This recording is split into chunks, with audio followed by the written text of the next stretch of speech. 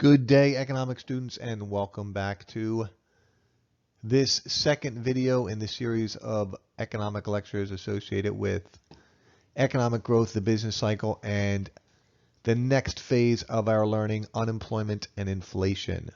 So the two economic issues associated with the business cycle are unemployment and inflation, and the purpose of this video is to investigate these economic principles or concept in some detail. Quick review of an important economic concept we covered in the last video, but it's necessary to understand this idea of the business cycle prior to investigating unemployment and inflation. So this graph helps us understand the business cycle. On the horizontal axis, we're simply measuring the modern period of the economy from 1950 through 2020. So that's time on the horizontal axis. On the vertical axis, we're measuring GDP in real terms, that is to say, the level of real output, which is economic output or GDP adjusted for changes in the price level, economic output adjusted for inflation. So first we identify what we call the blue growth trend line. Over that period from 1950 through 2020, the economy grows at roughly 3% annually. So our average rate of economic growth would be the slope of this upward sloping trend line. So in the long run, we will assume that the economy continues to grow. That is to say, economic output for 1 year is typically greater than the previous year. However, against the backdrop of long run economic growth, we have the business cycle, or the periods of strong economy and weak economy, economic expansions and economic contractions. So the four phases of the business cycle: when the economy is expanding, GDP in real terms adjusted for inflation is positive. Then it reaches a temporary maximum point, the peak, and then turns downward for a period of time of 6 months or longer. That's the technical definition of a recession. Any economic downturn which lasts longer than 2 quarters, right? And then eventually things stop getting bad. We bottom out at the trough, and then another economic expansion occurs. Now, this is not always the case, but typically there's a trade-off between unemployment and inflation. So this should make common sense to you, or should be commonsensical to you. During a robust economic period, typically towards the end of an economic expansion, there could be inflation where spending outpaces the economy's ability to produce. And then the trade-off is that when the economy is faltering, when the economy is contracting, when the U.S. economy heads into recession, unemployment becomes the issue. So there's typically a trade-off between these two issues. In other words, we typically do not experience high levels of unemployment at the same time we are battling high inflation, right? And vice versa, when unemployment is low, we could be battling inflation. However, there are always exceptions to economic rules, just like all rules in life. And there have been a few periods of time in which we had to combat both high levels of unemployment and high levels of inflation simultaneously. We'll talk more about that later, but you have the general idea here about how unemployment and inflation relate to the business cycle. During a downturn, we would experience a rise in unemployment and an unemployment rate above what we would call acceptable. And towards the peak phase of the economic expansion, we might be battling with some inflation. So we have to teach these separately. Let's talk about unemployment first. The most important idea to identify with unemployment is to first talk about who is in the U.S. labor force. In other words, if we look at the nearly 30 million Americans that live in this country, not all of them are part of the statistics. So the unemployment rate is reported by the Bureau of Labor and Statistics, BLS. They do all the homework and hard work in determining what the unemployment rate is in the nation, but not everybody counts in this statistic. So first, we will identify who is and who is not considered part of the labor force, understanding that the rate of unemployment, or the unemployment rate in the country, only applies to people in the labor force. We will talk about a few problems or issues with the number. just like all statistics, it's imperfect. It is not a perfect reflection of what's going on with the job markets, right? Now, why is the unemployment rate not the best overall reflection of what's happening? Is because of three issues. Number one is that part-time workers are considered part of the labor force. So during the economic downturn of 2007, 8, 9, and a little bit further, there were individuals in the United States who were working 20 or 30 hours a week, who were willing and able to work 40 hours a week, but could not find 40 hours of work per week. They would have liked to work longer, but they just weren't needed at their positions. But the Bureau of Labor Statistics counts them as employed even if they're working part-time.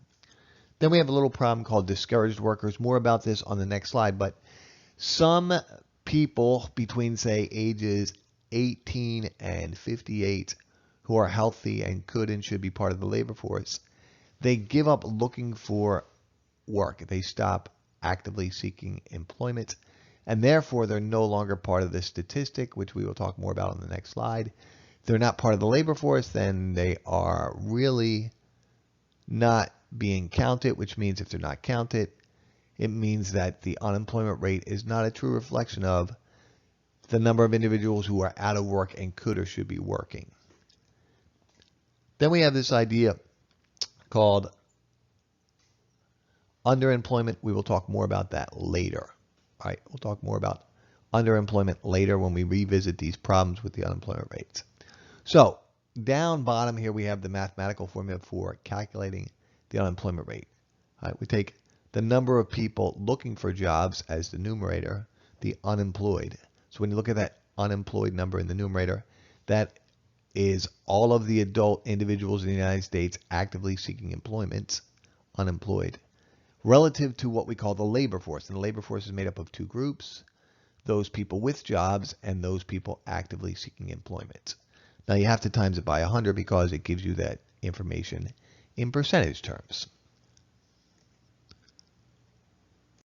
Okay, here is the slide which helps us identify which members of society we call members of the labor force and which people we do not count in this statistic. So if you look at this vertical chart on the left, it breaks down the United States population into two groups. Those people who are not in the labor force. So if you look at the orange and purple rectangles, those are the people who are not in the labor force and therefore not part of the statistic, versus the members of the U.S. population who are in the labor force, which simply includes two groups. Any person who has a job, whether it's full-time or part-time, plus any individual actively seeking employment, right? That's your labor force. So let's look up top and talk about who we do not consider part of the statistic, those people who are not in the labor force. The first part's easy, the extremes as far as age is. So kids, anybody 16 and under, not in the labor force. Full-time students are also left out of the statistic. If you are in college full-time, you're not actively seeking employment, you're not part of the labor force. The other extreme of the age bracket group, older citizens in the United States who are retired, not in the labor force. Okay, so those are the demographics of age, not considered part of the labor force. Then you have some other people. Well, what about people who are institutionalized? Anybody in prison, not considered part of the labor force. There's other groups as well. So for instance, let's say you are married and you decide that you're going to stay at home and watch your children while your significant other goes to work. So if you have two kids and you say, I'm going to stay home with the kids until they reach at least first grade because they need somebody at home, that's admirable and it's really cool that you can do that, but then you're not part of the labor force because you're not actively seeking employment. So you may possess excellent job skills, but you're not considered part of the unemployment statistic because you're not looking for work. People that we love to hate, those people who are independently wealthy and we're like, gosh, I wish I were them. I don't need to work because I'm so darn rich. Not in the labor force, right? Another group of people who are not in the labor force. One more group is the group we mentioned earlier, which is an interesting one to study. Those members of society which we call discouraged workers. So usually when you talk about people who are not in labor force, they're kind of obvious when you think about it, but the last one's important to identify. Discouraged workers. So if you think about what happened in 2008 when the economy faltered and went into severe recession, there were healthy young men and women who applied at 5, 10, 20, 100 different places for a job. They got no callbacks because there were no jobs to be had, so they stopped looking. If you're not actively seeking employment, you're referred to as a discouraged worker if you're healthy and young and could be working, and that skews the statistic. So that leaves two groups: anybody with a job, part-time or full-time, plus anyone actively seeking employment, and that's how you calculate the unemployment rate. So if you see this example from 2008, it shows you that the unemployment rate in the United States was 8%. 12.5 million people actively seeking employment versus the 155 million people in the labor force, which included anybody with a job plus anybody actively seeking employment. Now again, the criticisms of this statistic. Number one is that if you are working part-time but would like to work longer hours, you're called involuntarily part-time. In other words, hey, I'd be happy to work 40 hours, but you're only scheduling me for 20 hours because you only need me 20 hours a week. Obviously, that is skewing the statistic. We already talked about the idea of discouraged workers, the idea that there are people who would be looking for jobs, but the job prospects are so poor, they've simply given up looking. Discouraged workers skew the statistic, right? And finally, this idea of underemployment, which I told you I would discuss later. Now is the time. So imagine when the economy went into recession in 2008/9, and there was a chemical engineer working for DuPont, and she is crazy, wicked, smart, talented individual. But DuPont comes to her and says, you know, we love your work ethic and the work you're doing here for our corporation, but you're the lowest, newest member of this of the team because of seniority. You've only been working for 12 to 18 months, so it's nothing personal. It's just because that, you know, this is the way we do it with seniority, and we're laying you off. So that person then takes a job as the night shift manager of a supermarket. That's called underemployment. In other words, somebody working below their skill set or level of education, or combination of those two ideas: the education they've accrued and the skills that they have acquired. This is bad for two reasons. Number one is that when you think about the idea of what we call productive efficiency, in other words, producing in the least cost method of production, using resources most efficiently, if an extremely intelligent, talented woman is working below her job skills because it's the only job she can find, well, that's not good for the overall economy, because as you think in terms of the production possibility frontier, the entire United States would be better off if each individual who had job skills were using them to the most of their ability. Plus, that person is now taking a job from somebody who is qualified for that position. So maybe you went to school for 2 years, and then you worked your tail off, and you made it up to the position where you would be manager of a supermarket, and that's a good job. It pays 50 grand, and that's benefits. Yes, that's awesome. But then you lose your job because the supermarket hires somebody else for that position who is even more qualified, right? So underemployment is a serious economic issue.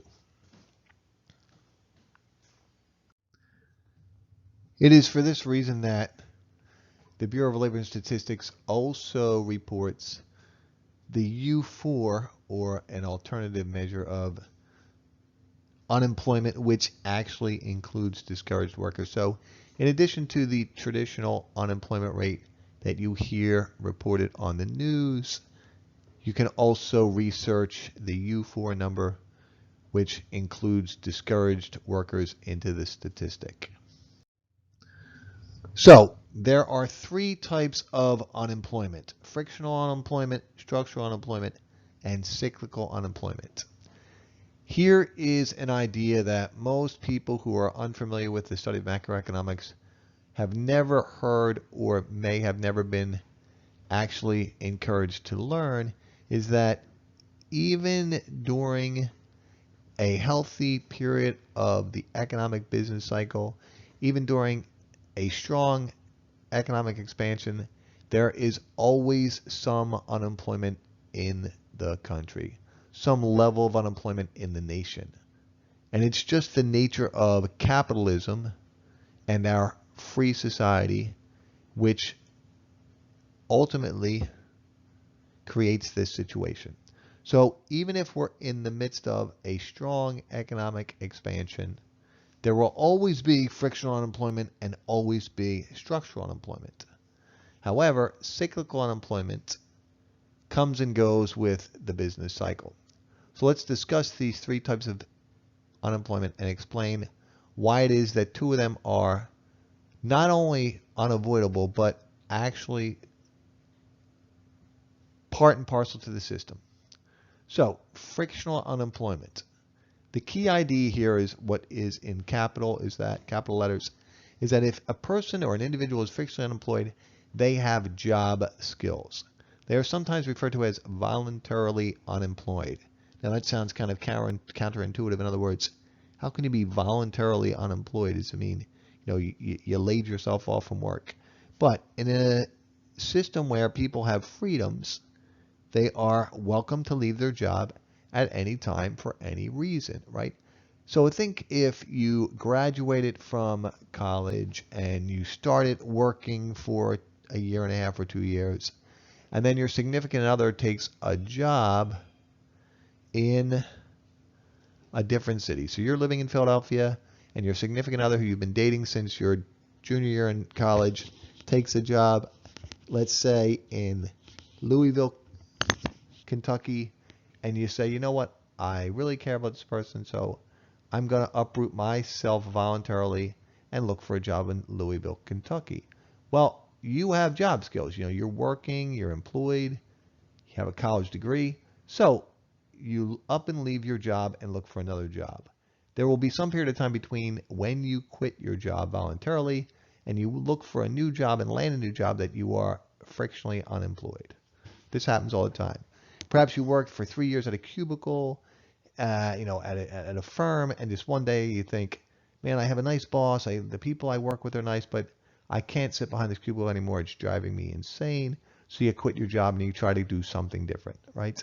So frictionally unemployed individuals, they have job skills, but there's a period of time between when they leave a job and land a new job. And it's just part of one of the economic goals of economic freedom. There will always be frictionally unemployed individuals.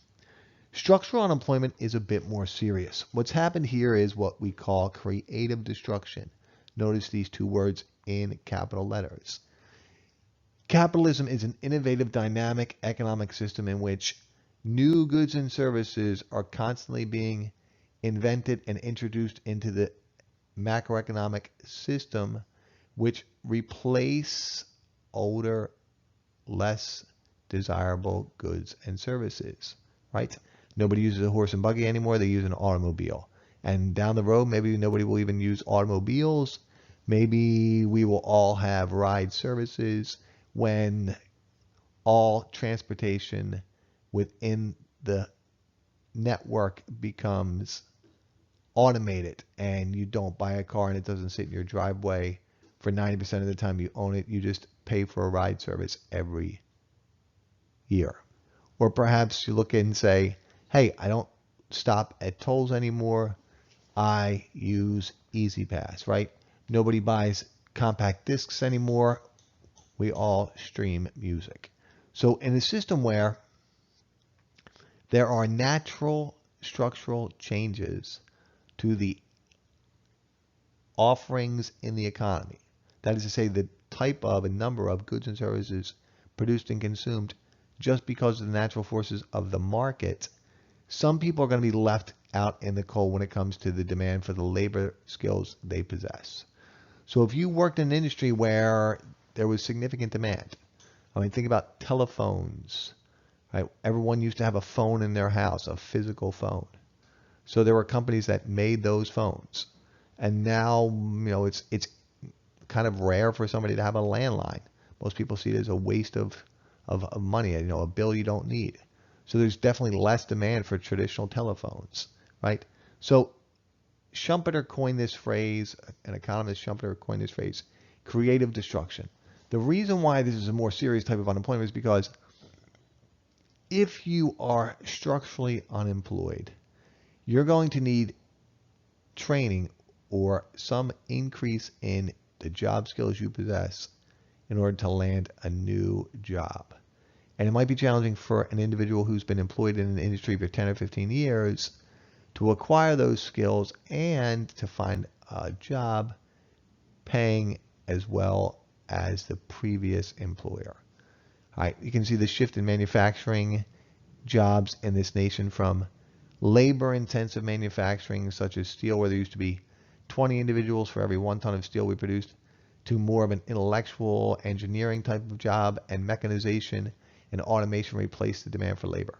So people that worked in that industry, they have to find new jobs and be retrained. So again, frictional unemployment and structural unemployment always exist. More about this on the next slide. Cyclical unemployment. The nice thing about this is, again, the name of the type of unemployment helps you understand what's going on. There is a recession. There is a recession. So when there's lack of demand for labor because businesses aren't receiving orders and their workload is off 20, 30, 40%, they're going to lay off individuals, so there'll be less demand for all sorts of labor.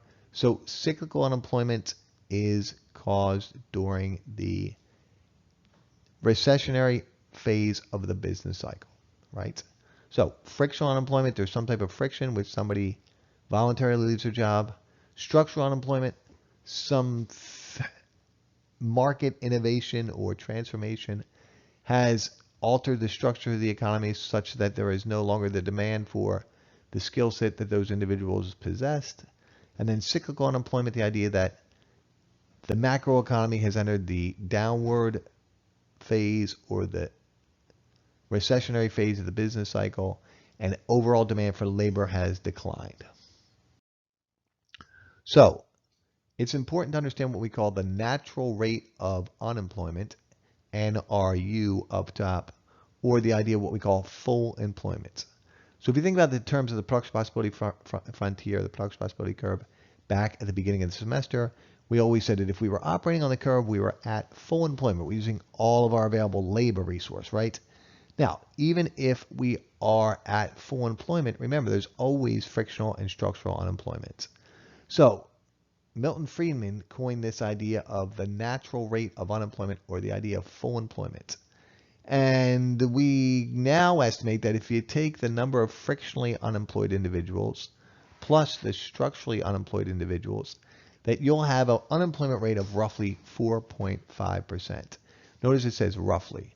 What is this telling us? That even during economic good times, even during an economic expansion when the economy is growing at or near its capacity to produce, we would have an unemployment rate of about 4.5%. Right? Now it sounds counterintuitive, like, wait, things are good, but how can there be unemployment? Remember, frictional and structural unemployment are unavoidable, and they're just part of the natural forces of a market economy, right?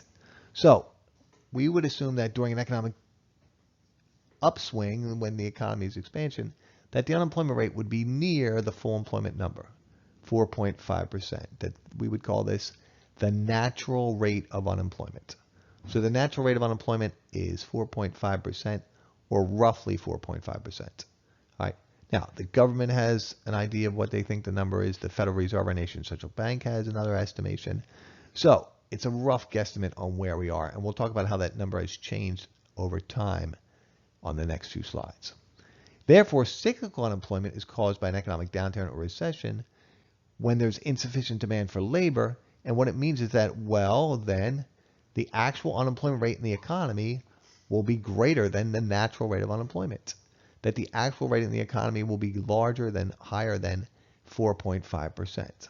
So if the U.S. economy is experiencing an actual unemployment rate of greater than 4.5%, there must be cyclical unemployment. Down bottom here, we have an example to help you understand, right? In 2009, during the recession, unemployment was 10%. So an economist would attribute 4.5% of that to frictional and structural unemployment, the natural rate of unemployment, and the other 5.5 to cyclical unemployment, right? In other words, not all 10% is caused by the recession. We would expect that even during a good time, there would be frictional unemployment and structural unemployment adding about 4.5%, and the remaining unemployment, 5.5%, is caused directly by the economic downturn. So there's 5.5% of cyclical unemployment when the actual unemployment rate in the economy is 10%. So we know what the natural rate of unemployment level is. We've explained that, right? It means that what the unemployment rate will be when we're using all of our available resources during an economic upswing or expansion, understanding that frictional unemployment and structural unemployment are unavoidable. But the number itself, in other words, right now in 2020, we estimate that number to be roughly 4.5%. That can change over time. And it changes because of demographic issues or job search methods, public policy, right? So we'll talk about more of those in the next slide. Just make sure that you understand that the actual unemployment rate in the economy can be above or below the natural rate of unemployment. So for instance, in 2019, the unemployment rate in the economy was about 3.5%, pretty far below the natural rate of unemployment. So what's going on with this change in the number? If you look, it says, well, if you took economics in the 80s, you would have been taught that the natural rate of unemployment was 6%.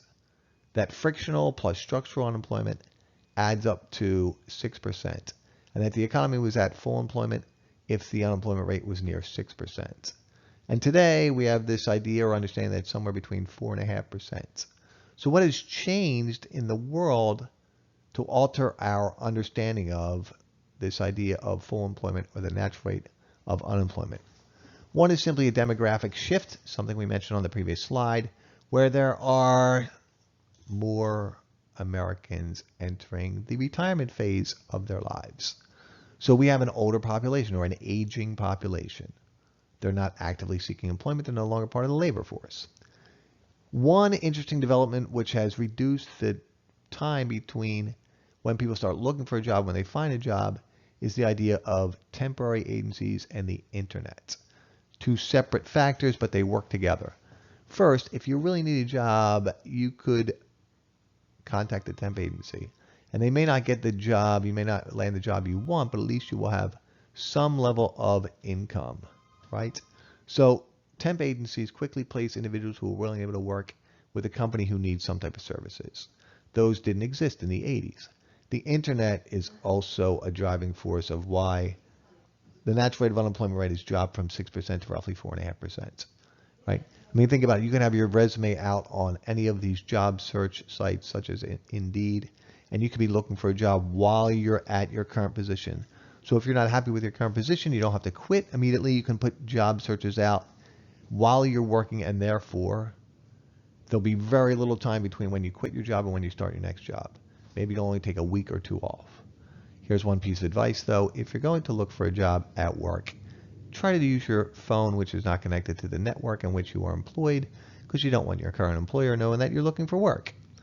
All right, one of the interesting things about the Clinton administration was a piece of legislation called the Welfare for Work program.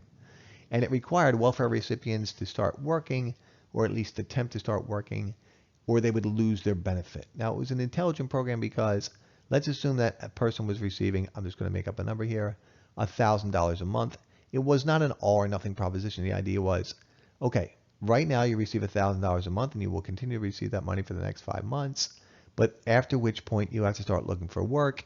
And if you can supplement this $1,000 of transfer payments, right, this entitlement program with some work will make up the difference. And it really was, at the time, it was a controversial program, but it ended up having stellar results. The last idea of why the natural rate of unemployment rate has dropped from 6% to 4.5% is really kind of depressing, and that's since the 1985. The U.S. prison population has roughly doubled, which is not a good statistic. Now that we have explained the three types of unemployment and the idea that there's always frictional and structural unemployment in the economy, that we would experience some rate of unemployment, typically around 4.5%, even during economic expansions, and we explain the idea that cyclical unemployment occurs during the recessionary phase of the business cycle, we have to ask a question. If the economy is experiencing an unemployment rate which is not equal to 4.5%, it's greater than or less than 4.5%, what is the cost of this rate of unemployment for the economy, right? Now, most of the time you think of it in these terms.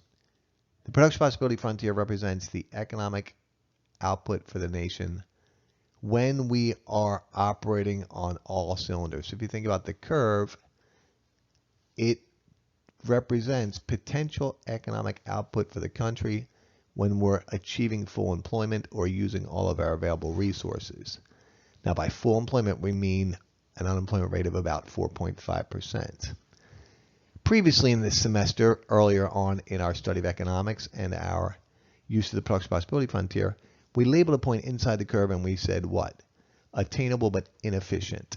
Inefficient from the standpoint that not all of our resources are being put to use. In the previous example, we demonstrated that in 2009, the actual unemployment rate in the U.S. economy was 10%.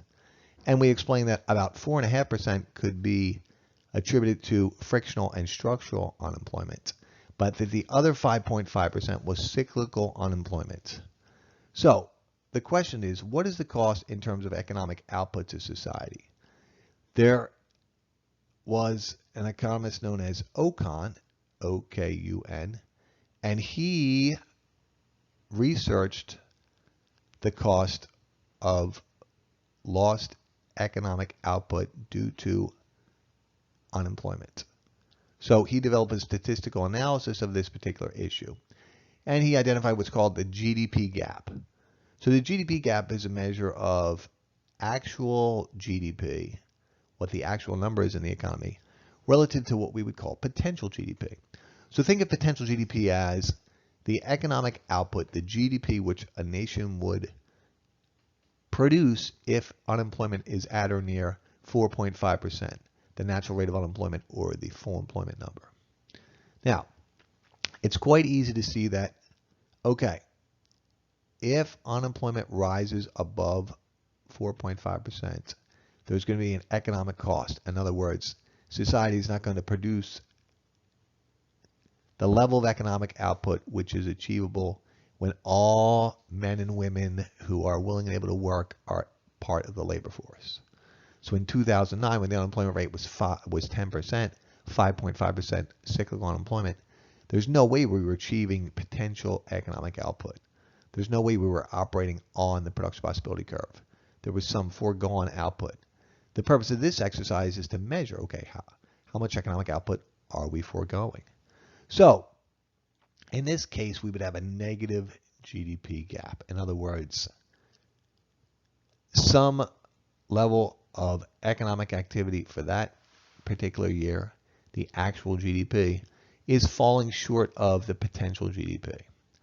Now, here's the part that's kind of counterintuitive. There are times, like for instance in 2009, when the unemployment rate falls below the natural rate of unemployment. So we could actually have a positive GDP gap. In other words, a period when actual unemployment is greater than what economists call potential GDP. Or sorry, actual GDP is greater than potential GDP. We'll see this on a graph on the next slide. It'll be much clearer to see that and understand it using the graph. Okay, so Okun developed this thing called Okun's law, and he did a lot of analysis using actual data from recessions and GDP and the unemployment rate. And he developed this statistical approach to explaining the cost of unemployment. He said for every 1% of cyclical unemployment, so think like, okay, 1% of cyclical unemployment means the actual unemployment rate in the economy is 5.5%. So if the actual unemployment rate in the economy is 5.5%, there's 1% of cyclical unemployment. Ocon developed this idea and said for every 1% of cyclical unemployment, there is 2% GDP gap, right?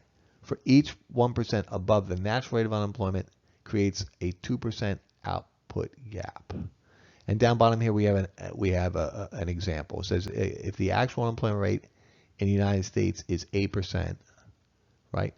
It says that would create a 6% GDP gap. Now here's why we get this number. Most of the time people sort of round that 4.5% up to 5%. They say, okay, what if the natural rate of unemployment is 5%? Well, 8 minus 5 is 3. 3 times 2, there's a 6% GDP gap. Now, if we were using 4.5% as the natural rate of unemployment, then how would we calculate the GDP gap? We would say, okay, all we have to do is take 8% and we subtract out 4.5%, and that gives us 3.5, and we times that by 2, and if that's the case, we actually have a 7% GDP gap. So obviously these are estimations, right? So if the full employment number is 5% and the actual rate of unemployment in the United States economy is 8%, we have a GDP gap of 6%. If the full employment number is 4.5%, then there would be a GDP gap of 7% when the actual rate of unemployment is 8%. The idea is pretty straightforward, though. You take the actual unemployment rate, you subtract out the full employment number or the natural rate of unemployment, then you multiply that number by 2 and it gives you your GDP gap. Let's clarify our previous discussion using some visual assistance with these charts. So down bottom we have something that's simple to explain. It shows you from 1985 through 2005 the unemployment rate in the U.S. economy. Right, so just pick a random year and say, okay, in 1991 unemployment got as high as 7.8%. Right? So that's easy to explain. It just shows you actual data, collect it for all of those years, and then chart it, the chart of the unemployment rate. Up top, this shows you the relationship between actual GDP and potential GDP, right? Now the actual GDP is easy to graph, right? It just says, okay, let's just label the years on the horizontal axis from 1985 through 2005, and then we label GDP in billions of dollars on the vertical axis, and then we connect all the points, and that shows you actual economic output for the nation, actual GDP. Potential GDP, what that is saying is that line on the upper chart is telling us what economic output, what GDP would have been if we were achieving a level of unemployment equal to the natural rate of unemployment or full employment, right? So for this period of time from 85 through 2005, for simplicity, let's assume that the natural rate of unemployment or full employment number was 5%. Potential GDP is telling us that if unemployment was 5% for that period of time, that's what the level of economic output would have been, right? So you notice that the potential GDP line, it's pretty level. It shows you an upward sloping line based on that assumption that unemployment's always 5%. Notice that there are times when actual GDP falls below potential GDP, and also notice that during those times the unemployment rate in the economy was rising. And then there was a time when, in the 90s, late 90s, where actual GDP actually exceeded potential GDP. And then, of course, unemployment rises again in 2000, 2001, and actual GDP falls below potential GDP. So there are times when we have a negative GDP gap and a positive GDP gap. The negative GDP gap is easy to explain. It means the actual unemployment rate in the economy is above the natural rate of unemployment. The positive GDP gap, this sounds like we're breaking some type of scientific law, that actual GDP is greater than potential GDP. Sounds like we're going faster than the speed of light. But what's happening during that period of time? It means that the actual unemployment rate in the economy is below the natural rate of unemployment. Now, how could this occur? In the late 90s, jobs were plentiful and good paying jobs were plentiful. Anybody with a college degree could go work for one of these .com companies.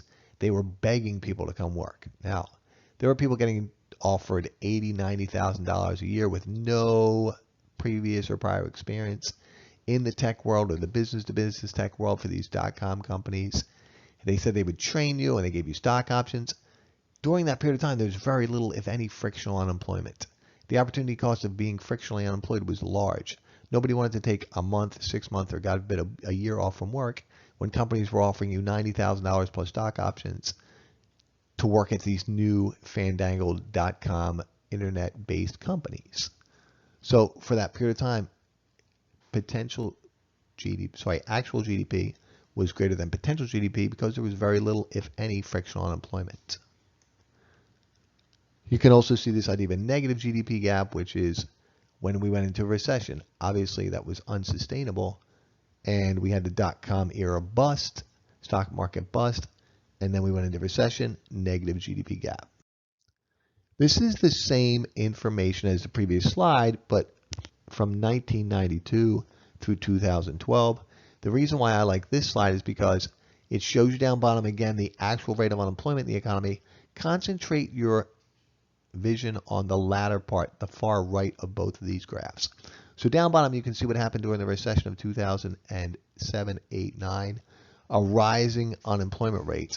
And then up top you can see the significant GDP gap caused by the Great Recession, right?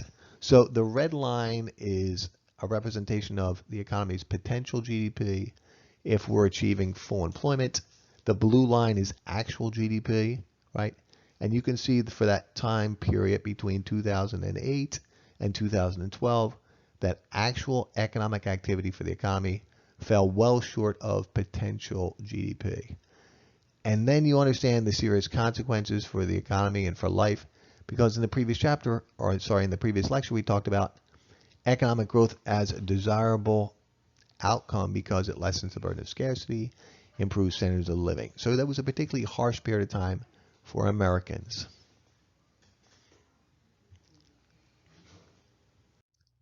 This picture paints the similar story, but concentrates on that area of time just before and after the last recession of 2008. Notice that between 2005 and 2007, real GDP or actual GDP was exceeding potential GDP, so we had a positive GDP gap, right?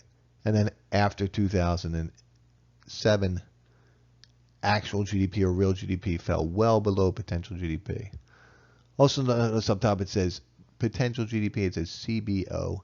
That's the Congressional Budget Office. Congressional Budget Office is a nonpartisan economic think tank that puts together a lot of statistic and analysis for government and private sector to use. Here is history of recessions from 1953 through the Great Recession of 2009. It just shows you output gaps in business cycles, something similar we looked to in the previous, or should say looked at in the previous video.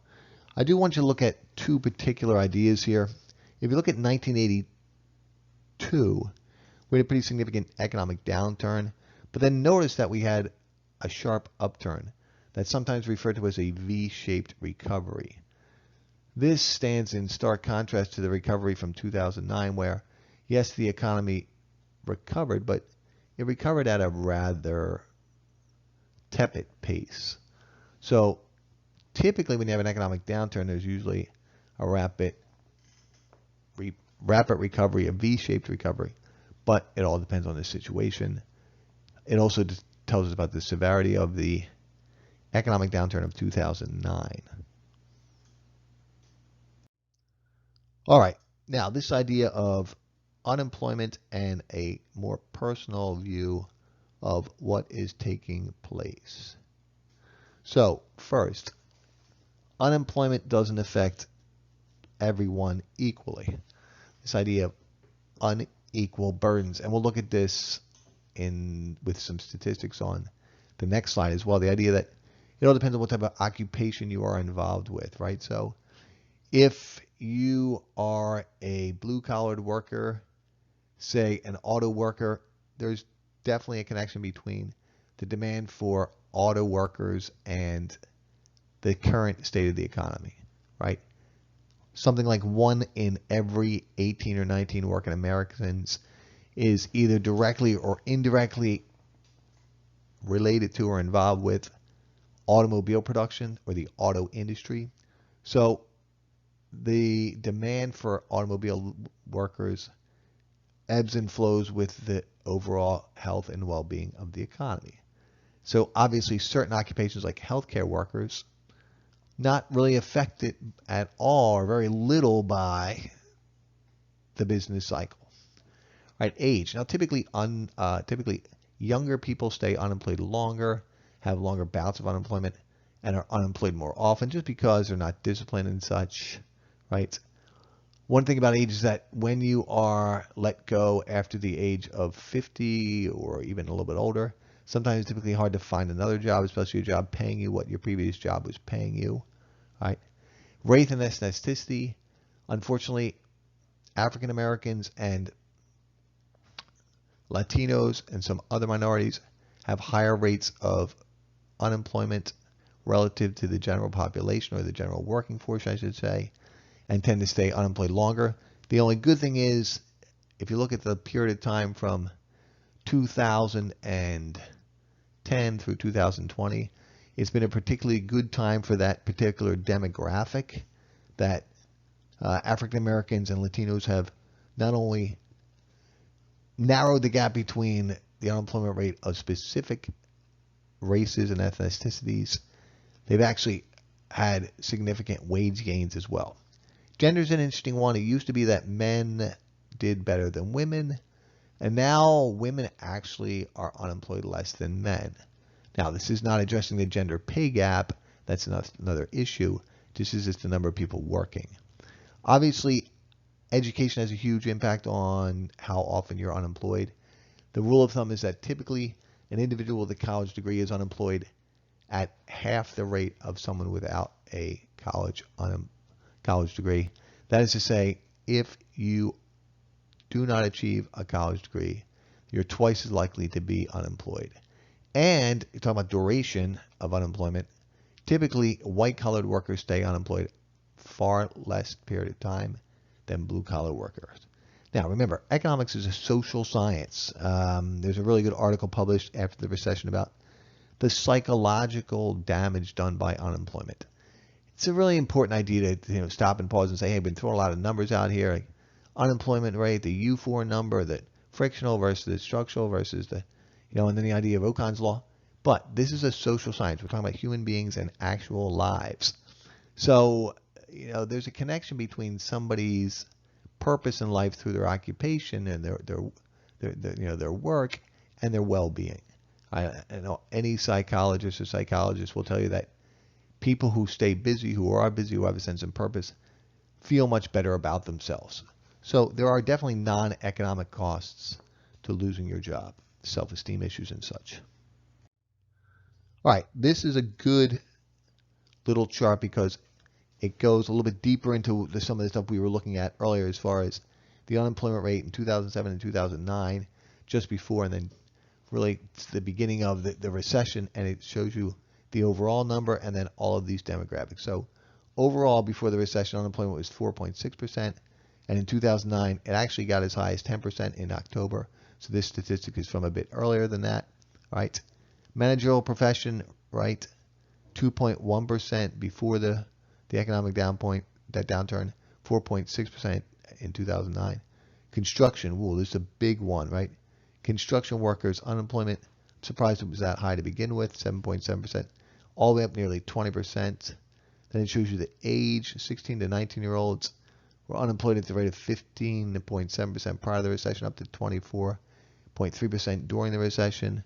For African Americans, fared much worse, 29% before the recession and almost 40% during the recession, as opposed to this is white 16 to 19-year-olds, right? 14% and 21%. Males, you can see 4% unemployment prior to the recession and 9.6% during the recession. Females, a little bit better off. Actually, that's the first time in history that females were better off than men when it came to the economic downturns in the unemployment rate. Education, you see that less than a high school diploma. Before the recession, someone with a college degree had a 2% unemployment rate. Someone with a high school diploma, 4.4, more than double that. Somebody less than a high school diploma, as you would imagine, much higher. And you can see these numbers escalated, right?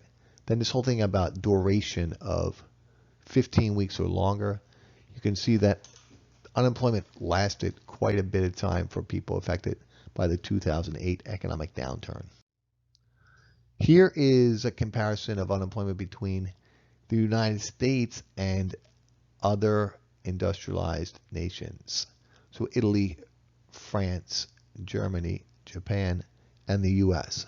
Notice that the European nations tend to have much higher rates of unemployment, on average double that of the United States. This is generally attributed to a far more generous welfare state and the idea that there's less incentive to go back to a job, especially one that's not paying really well, if you're unemployed in Europe. Now, of course, everything has a cost. Typically, because of the much more generous welfare state in Europe, not only do they have higher unemployment rates, say, okay, well, that's good if you lose your job because you get compensated better, but the trade-off is their economies grow at a slower rate than the U.S. economy. Same idea here, but it concentrates the picture before and after the recession. Notice one more thing that we didn't mention on the previous slide, the low unemployment rate in Japan, which is interesting because Japan has wallowed in economic mediocrity since the late 80s. So it's kind of funny that they have the lowest unemployment rate on average among these 5 nations, but their economy isn't exactly crushing it. Let's turn our attention away from unemployment and start discussing the other economic issue, inflation. So, first, a definition of or explanation of inflation. A rise in the general level of prices. So, think about inflation as a reflection of the average price level of the goods and services that everyone has to purchase in the economy. Then think of the different or various lists that we would include in this number. So for instance, you have what? Healthcare, energy, education, transportation, housing, food, clothing, right? Consumer durables, consumer non-durables. So if you look down bottom in here, it says CPI, Consumer Price Index. What the Bureau of Labor and Statistics does is they gather information about the prices or change in prices of all of those particular items, and they come up with a statistical measure of the general price level in the economy. So here it says a market basket. So a market basket is a collection of goods and services. A market basket of 300 goods and services that the average dude, that the average person has to purchase, the typical urban consumer. And then every 2 years they update what's in the basket. So obviously, they'll take out goods or services that are no longer popular or useful or frequently purchased to reflect what the average person does indeed buy, right? So the number comes out monthly, and sometimes it's also reported quarterly. So let's think about the Consumer Price Index, right? It's an average, and if there's 300 goods and services in the average, here's what's going to happen. The price of some of those goods and services could remain the same. Some of those goods and services could be going up in price, and some could be declining. So when you talk about inflation and the CPI, the Consumer Price Index, as the statistical measurement of inflation, understand that it's an average. So when you hear that inflation for the period of 2017, that year was 1.8%, it doesn't mean all goods and services went up in price 1.8%. It means that on average, goods and services went up in price. Because you know, if you measure the change in price of 300 goods and services, it is a statistical impossibility that the direction of price change for all 300 will be the same, right? So it's an average. Now, another important idea here is not only the CPI, the Consumer Price Index, but what economists call the core CPI. So you'll hear and you'll see the CPI reported, Consumer Price Index, and you already understand what that number is telling us. It's telling us the change in the average price level in the economy. But we also have what's called the core CPI. So if we take everything in the average, but we take away food and energy, we could also report that as a separate statistic. So CPI taking out food and energy, we call that the core CPI. Now you might say, like, well, what the heck would we do that for? Why would we take out food and energy? We have to buy food and we need energy, right? We need energy to make our homes warm, and we need energy to make our cars run and such. But the price changes of those particular items can be volatile and short-lived. So for instance, as of right now in early 2020 in March, there's a price war between Saudi Arabia and Russia when it comes to oil. Both countries are flooding the market with oil. The price of oil has been plummeting. And that might change come April or May, or most likely will change come June when these two nations change policy. So the number, the core CPI, is a good thing to look at because you say, okay, well, what if we just for the moment look at the number, the CPI, and then look at it without volatile food and energy? Kind of a good reflection piece, right? Just understand the value in both of those statistical representations of the price level. CPI, everything. Core CPI, everything except food and energy. Knowing that those two types of items change prices rapidly sometimes, and the price changes are only short-lived.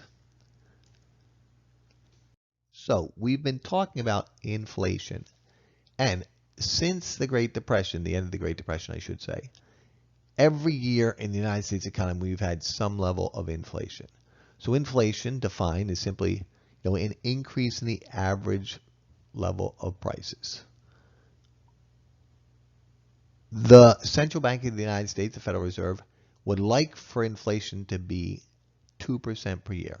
They would like the average increase in price level of those 300 goods and services in the market basket of the CPI to be exactly 2%.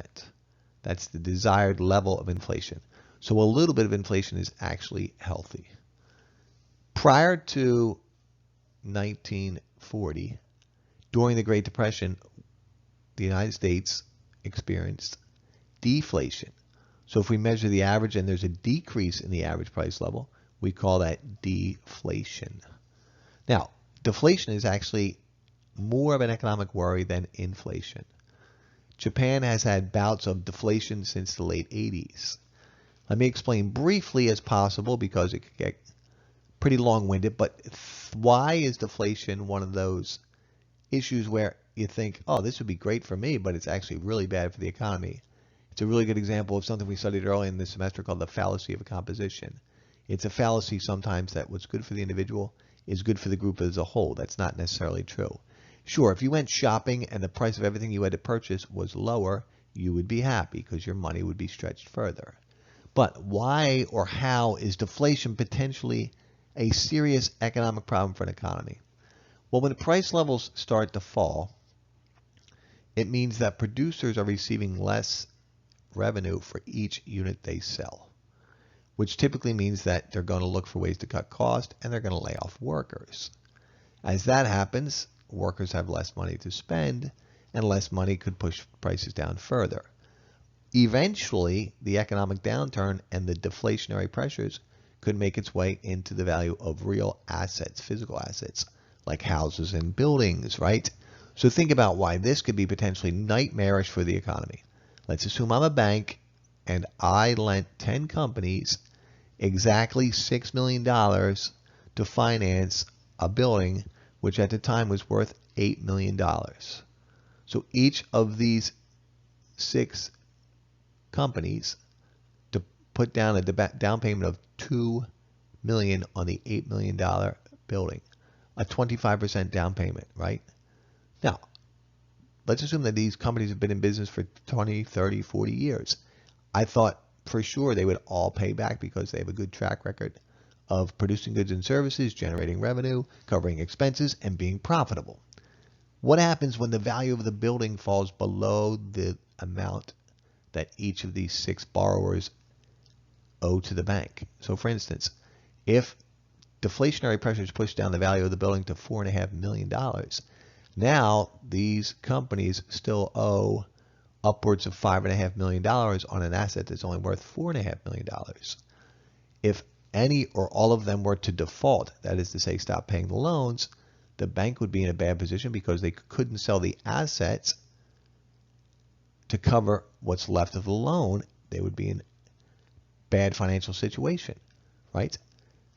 Also, banks are going to be unwilling to lend when they have already made loans, and these loans are now what we call underwater. In other words, the value of the underlying asset is less than the balance left on the loan. These are some of the problems that plagued the U.S. economy during the Great Depression. So deflation is a much more serious economic issue than inflation. High levels of inflation are not good, but deflation is really bad. Now, final idea here is disinflation. Now look at the example, and this helps you explain. All right, it says a period of decrease in the level of inflation. So look at these 2 years. In 1977, inflation was 10%. In 1978, it was 8%. I'm not sure these are actual numbers. I just made these up to provide an example. Okay. So in both 1977 and in 1978, the United States experienced inflation. There was an increase in the general price level. But the inflation in 78 was not as bad as 77. So over that period, between 77 and 78, it was a period of disinflation. In other words, the inflation rate or the rate of increase in the general price level in 78 was not as bad as 77. Economists call this disinflation. So it would not be incorrect to say that 1978 the inflation rate was 8%, or in 1978 the United States experienced 8% inflation. That's absolutely correct. But if you were trying to analyze that period of time between 77 and 78, it was a period of disinflation because the general increase in the price level had dissipated a bit from 77 through 78. So this is a good little chart because it shows you inflation in the good old US of A from 1960 through 2007. Notice that we've had some serious bouts with inflation. Early in the 70s, inflation spiked up through the middle of the decade, and then again, and late in the decade into the 80s, inflation got as high as 14%, right? Now remember, the Fed, our nation's central bank, would desire inflation to be about 2%. So when inflation was 14% in the 1979 through 80 period, that's 12% higher than the desired level of inflation. This shows you how the rate of inflation in the United States compares with other modern industrialized countries of Italy, France, Germany, and Japan, right? So we have roughly about the same level of inflation of these European countries, slightly higher in the early 2000s, but we came plummeting down. Notice I also said earlier about Japan having bouts with with deflation. Notice that Japan has been dealing with a general decrease in the price level. Right, it happened in the late 90s. It actually happened again after the Great Recession of 2008. This is the same exact information, but from 2002 through 2012. Again, look at the deflation that Japan was dealing with, the red line there. Japan was dealing with in the Great Recession, right? Also notice that these 5 nations seem to move in conjunction with one another, right?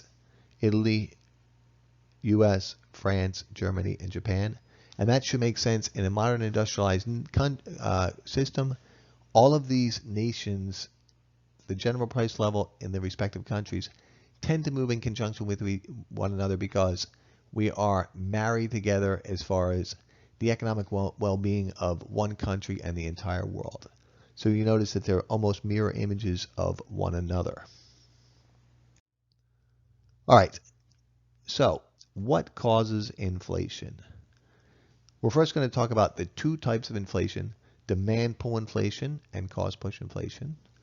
After we explain what causes inflation, or talk about the 2 types of inflation, then we'll talk about how inflation actually redistributes income, or who is affected by, who is hurt, and who is helped by inflation.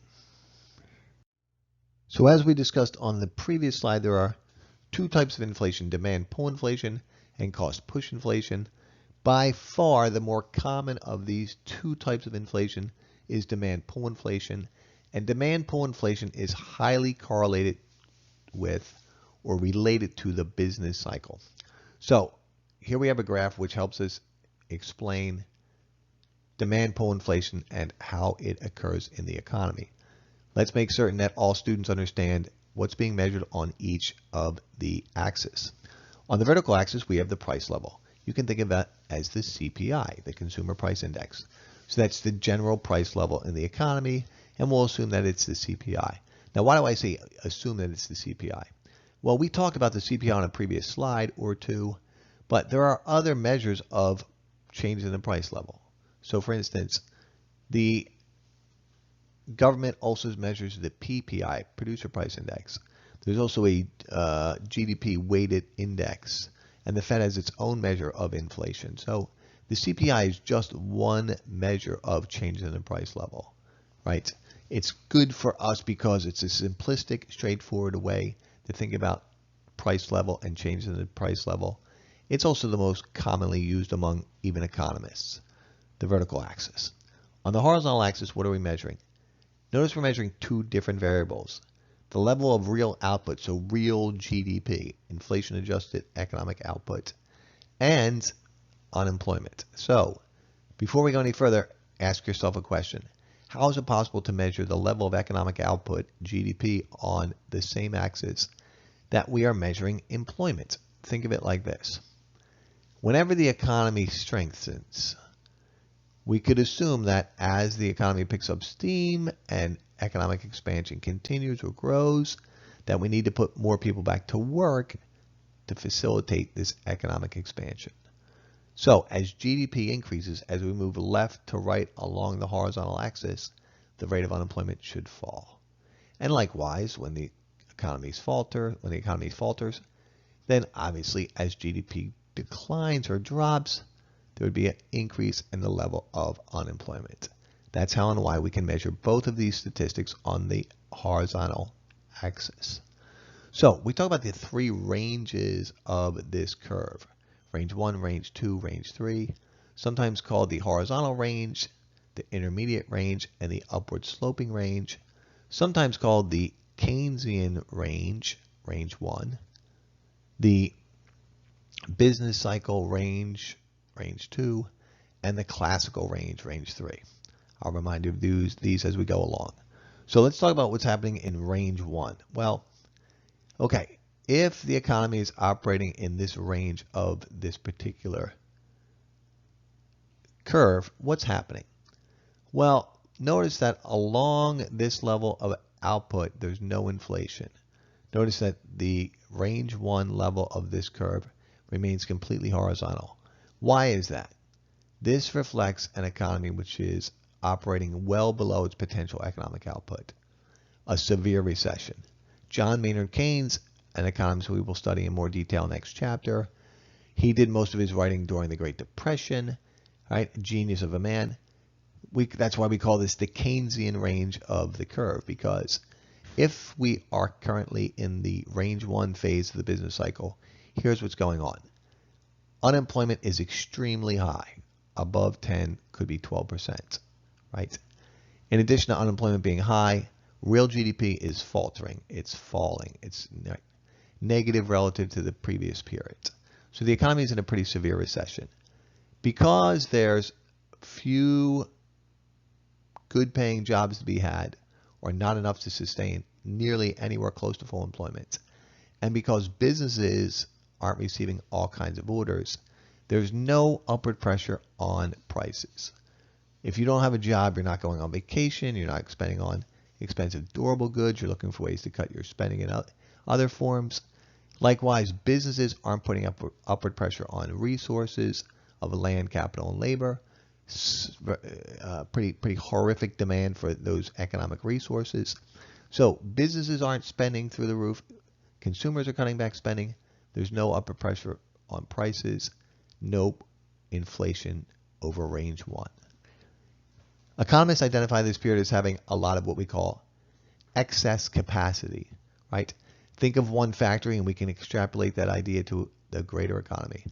One factory, when everything was good, we had 100 machines and there were 100 people working at the factory, each person operating one machine. But now that we're in a recession and a severe economic downturn, we still have 100 machines, but we only have 60 workers. So we're at 60% capacity utilization. We could and should have 40 more people at our factory. And this is not just the experience at the factory we are describing. It's happening all over the country. We have a lot of excess capacity underutilization. Economists also call this slack. In other words, a lot of economic resources that are not being used, a lot of slack in the economy. Eventually, things start to pick up. Range 2, the intermediate range of this curve, range 2. Eventually, thankfully, we make our way out of the recession. Spending increases. Consumers are spending a bit more. More people start to go back to work. Unemployment rate falls. Real GDP rises. Businesses order more resources. The demand for resources starts to increase. And notice that as the economy expands through range 2, two things happen. Real GDP increases, but the increased pressure on spending and price level by consumers and by businesses on resources starts to create some inflation in the economy. Notice that through range 2, there's actually an increase in the general price level as measured by the vertical axis. Range 2. What happens? Okay. Notice first down here, woo, super crazy cool sound effects. This must be important. Down here, QF. Remember we said full employment 17 times when we were talking about the unemployment component of this video. Full employment, we'll call it 4.5% unemployment. If you notice that full employment occurs almost at the end of range 2. Here's what we're saying. If the unemployment rate is 4.5%, the economy would be producing this level of output. Notice that through range 1, there's a lot of excess capacity in the economy. And through the beginning of range 2, there's still a lot of slack, a lot of resources on the sideline. But little by little, the economy gets better, right? People start working more hours. They get a little pay increase. They actually ask their boss for a raise after they've been back to work for 2 years, right? And there's some upward pressure on price level, which is a good, healthy side effect of the economy. And then we reach what's called full employment. Remember, full employment means we're at or near the economy's potential economic output, capacity to produce. Now, most factories would like to operate 8 hours a day and maybe would operate 16 hours a day if demand for their good or their service is crazy, excellent, strong, right? But you're really pushing the limits of productive capacity if you start to operate 24 hours a day, and you couldn't operate 25 hours a day. So notice beyond QF level of output, what happens?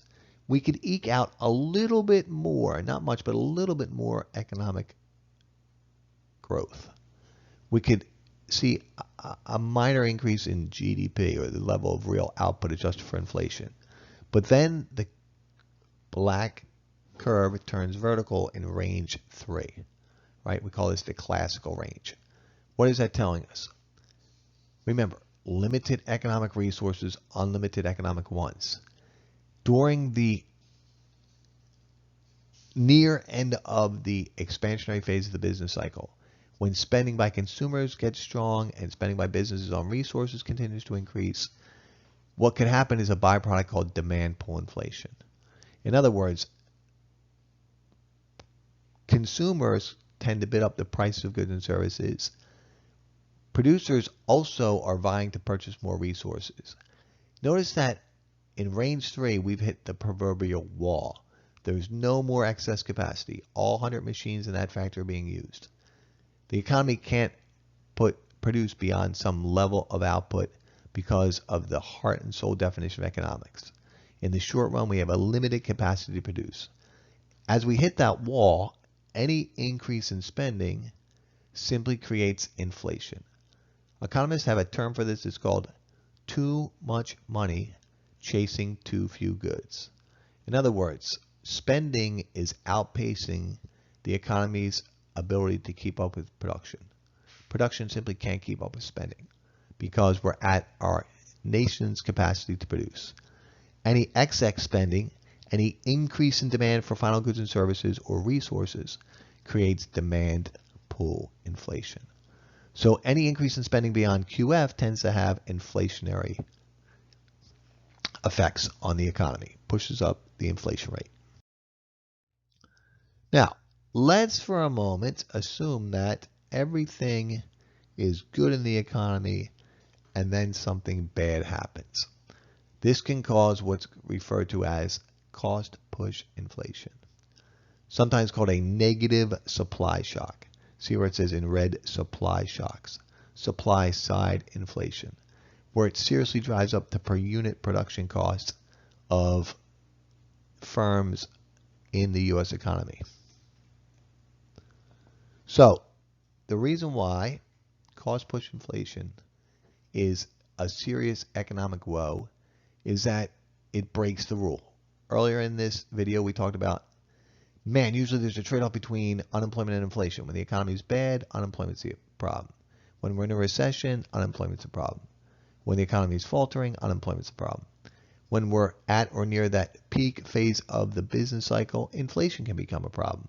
But we normally don't deal with both of them at the same time.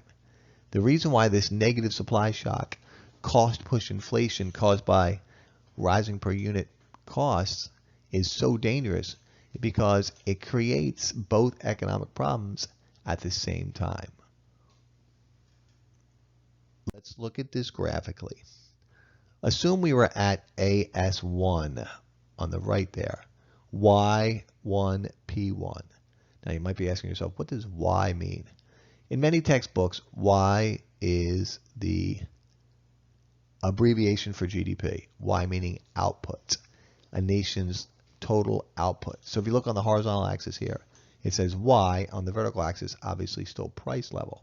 So think of Y as real GDP. So on AS1, GDP Y1 is pretty close to perfect. Everything is hunky-dory, happy-go-lucky. Think of it like this. We're achieving economic output of roughly 3%.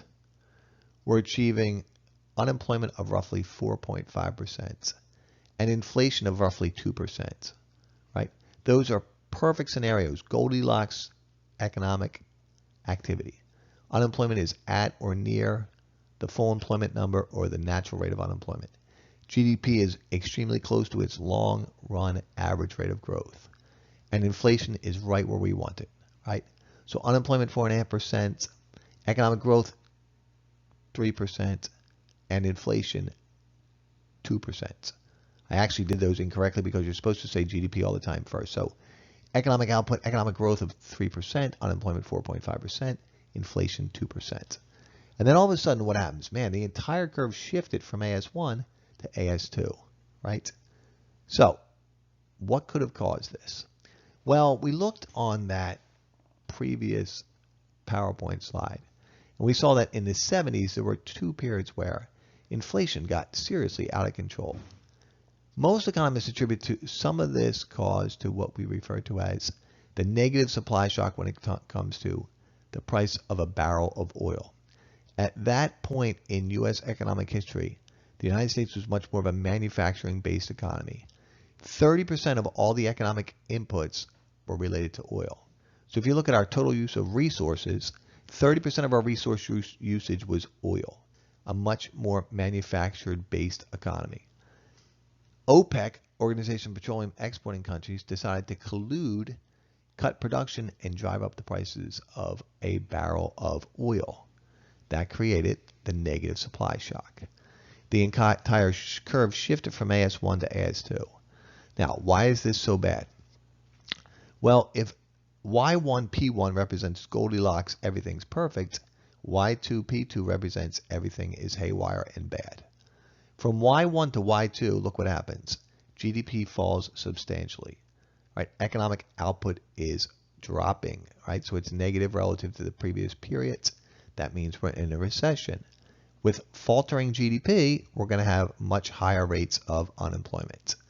All right, producers are going to react to the serious drop in demand for their goods and services by laying off workers. But at the same time, look what happened.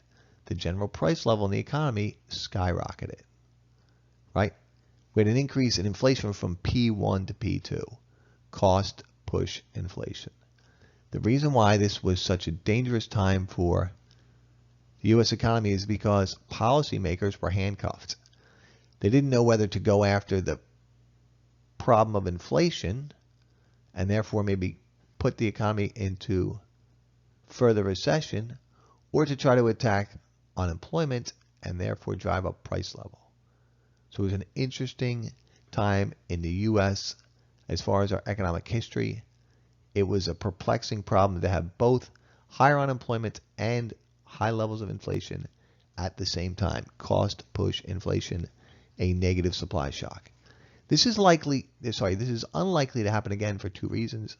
Number one is that we've become far more energy independent with directional drilling and fracking, so we're not as dependent on foreign sources of oil as we were previously. And probably more importantly, the United States is now mainly, not totally, but mainly a service-based economy, and the transformation or the transfer from a manufacturing economy to a service-based economy means that oil no longer represents 30% of the economic inputs of the great US of A. So there are two types of inflation: demand pull inflation, which is caused by too much money chasing too few goods, or the lack of the economy's ability to keep up production with spending when spending outpaces the economy's ability to produce. And that typically happens during the end of the expansionary phase of the business cycle. And cost push inflation, which is associated with a negative supply shock, a significant increase in the per unit price of a necessary resource. We use the example of oil, which was the primary cause of cost push inflation in the 70s, early 80s. So let's talk about the effects of inflation. Who is hurt and who is helped by inflation? How does inflation redistribute income? Before we explain that idea, we need to investigate a little more closely how we come up with the numbers to therefore determine who is hurt and who is helped by inflation. So first, the idea of a nominal interest rate. Let's assume that you borrow money against the value of a house. That's called a mortgage, right? So you buy the house for $150,000. You borrow $100,000. Assume you have a 30-year fixed rate mortgage for 7%. 7%, that's called the nominal rate, the stated rate, the rate that's on the piece of paper, right? If you go to school for 4 years and you accrue $60,000 worth of student loans, and then the moment you graduate, you consolidate all your loans and you fix the loans at an interest rate of 4.5%. That's the nominal rate, the rate that's stated on the agreement that you sign with the lender, right? There are also nominal rates associated with something like a bond. So for instance, if you bought a corporate bond that was issued by, say, Walmart, and it's a 10-year bond, you bought one bond, you get $1,000, you let Walmart borrow $1,000 for 10 years, and let's say it's a 5% yield, 5% on 5% interest rate, the nominal or stated rate, that's 5%. All right. So as opposed to what we call the real rate of interest. So the nominal or stated rate isn't the actual interest rate that we are ultimately interested in, because we have to consider inflation, or the rate of inflation, over the period of time of that agreement, that loan agreement or borrowing agreement, right? So here's an example of, say, like, let's say that the stated rate, the nominal rate, is 11%. So let's say this is a mortgage from the early 80s when mortgage rates were that high, right? You borrow money, a 20-year mortgage for 11%. Well, let's assume that over that period, inflation was 6%, right? Inflation was 6%. The real rate of interest is 5%, right? Now, what the heck does this mean, right? The inflation premium, the real rate of interest, what are we getting at here? So think of it like this. If I were to be the bank in this situation, and I'm lending $100,000 at 11%, right, over 20 years. So am I really receiving 11% real return when the borrower pays me back? Well, remember, the borrower is paying me back over time. I don't receive all the money the first year. I receive it over 20 years. And if inflation indeed averages 6% over those 20 years, what's happening is that the purchasing power of the money that's being returned to me, the purchasing power of every dollar I receive from lending the money, is being eroded by inflation. In other words, the prices of goods and services continues to increase at an average of 6% annually. So when I receive a repayment of the loan, the money that I receive, the dollars I receive, doesn't have the same purchasing power as the dollars I loaned out. So the real rate of interest, therefore, is 5%. The nominal rate minus the inflation rate, or the rate of inflation over that time period, equals the real rate of interest. So who is this good for and who is this bad for? I want to stay on this slide because it helps to look at the numbers. We'll review these ideas on the next slide as well. But if you are the borrower in this case, right? If you're the borrower, if you borrow $100,000 and the real rate of interest is not 11%, the nominal rate, it's 5%, that's good for you. In other words, the money you're paying back 10 years into the loan, right? The purchasing power of that money is far less than the money you borrowed. So therefore, inflation is actually helping the borrower. But obviously then it's hurting the lender, right? It's hurting the lender. That's also why interest rates would go up during inflationary periods, because lenders don't want to lose money on loans that they create, right? So what if, on the other hand, you are not the borrower? What if you're the lender? So let's say you bought that bond. Let's say you bought a bond from Walmart and you think, oh, this is great, man. I'm gonna buy 10 of these $1,000 bonds. They're 10-year bonds. So I'm going to let Walmart borrow $10,000 for the next 10 years, and I'm going to get 11% interest. Well, are you really receiving 11% in real terms if over those 10 years inflation averages 6%?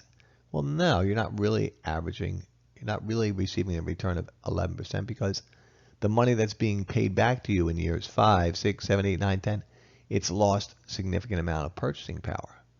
Right, so inflation here is eroding the purchasing power of the interest you're receiving from lending Walmart the money. So your real rate of return on the investment, so to speak, in allowing Walmart to borrow the $10,000 over 10 years is 5%. Now remember, that doesn't even include what you'd have to pay in taxes on the interest you received. All right, we're ignoring that for the time being. So now you have a pretty good idea of the idea of nominal rate versus real rate. So in simplest terms, the real rate of interest is the stated or nominal rate minus inflation over that time period gives you a real rate of interest. So quick review, who is hurt by inflation? Well, this says fixed income receivers. So imagine this. You worked in the old days, right, before any of us had jobs, but my father had this type of arrangement where he received a pension, and the pension was based on your years of service, and for each year of service you receive so much per month. So let's assume that my father receives $1,500 per month in his pension, right? Now, he's a fixed income receiver. So there's no stipulation in the contract between my father and his former employer of an increase in his pension payment based on inflation. So any level of inflation above what is expected. Now remember, we typically anticipate inflation to be around 2%. So that's what we call anticipated inflation. Anything greater than that would be unanticipated inflation. So any level of increase, any level of inflation that's significantly higher than 2%, that's going to be bad for a fixed income receiver. Right? Now, how about a saver? What does it mean? Somebody who saves money. Why is this bad for someone who's saving money? Someone who's hurt by inflation. Just like the previous example, when you think about, when you're saving, you're actually letting someone else borrow your money. So if you were to lend Walmart money for 10 years, it's a type of savings. Right? When you get the interest back, the purchasing power of the money you receive is not as high as it would have been otherwise if there wasn't inflation. Right? So it's bad for fixed income receivers and for savers. It's bad for lenders or creditors. On the previous example, we identified that if you're the bank, right, and you created a loan where you're charging the customer 11% interest over 20 years and inflation averages 6%, you're not really earning 11% on the loan. You're only earning 11% minus the 6% of the average rate of inflation on that time. You're only earning 5%. So it's bad for lenders or creditors. So who is not hurt or actually maybe even helped by inflation? Well, sometimes we have these things called COLAs, cost of living adjustments. These are sometimes part of union contracts, or they're also part of Social Security benefits. So if you are receiving some type of income and it's a flexible payment based on some measure of inflation, you shouldn't be hurt or helped by inflation. Theoretically, the money you receive should be adjusted to reflect changes in the general price level in the economy. So generally speaking, you should be just as good off or just as well off. Now, that doesn't always make things perfect. So for instance, in the 70s, the unions had, the UAW to be more specific, United Auto Workers had just renegotiated a contract with the automobile manufacturers to receive a raise each year equivalent to 2% above inflation. So if inflation was 2.4%, these workers would receive 4.5%. So their annual increase in pay would always be slightly better than the inflation rate, which seemed fair. But when inflation rates were escalating to 8, 10, 12%, all of a sudden automobile manufacturers notified the unions and said, look, we can't possibly give workers a 14% raise. Right? If inflation is 12%, we can't give you a 14% raise. You also have to remember this is a period of time when there was an economic downturn because of cost-push inflation. So theoretically, the cost of living adjustment looked like it would be good for the United Auto Workers. In the end, it hurt them because they wouldn't renegotiate the contracts and acquiesce on that specific position. Debtors, right? We already talked about this. If you borrow money, inflation can actually be good for you. So you're not the bank, you're the borrower, you're paying back money years later that isn't worth as much. The purchasing power has been eroded by inflation. This concludes our second video. So now you have a good understanding of economic growth, business cycle, unemployment, and inflation.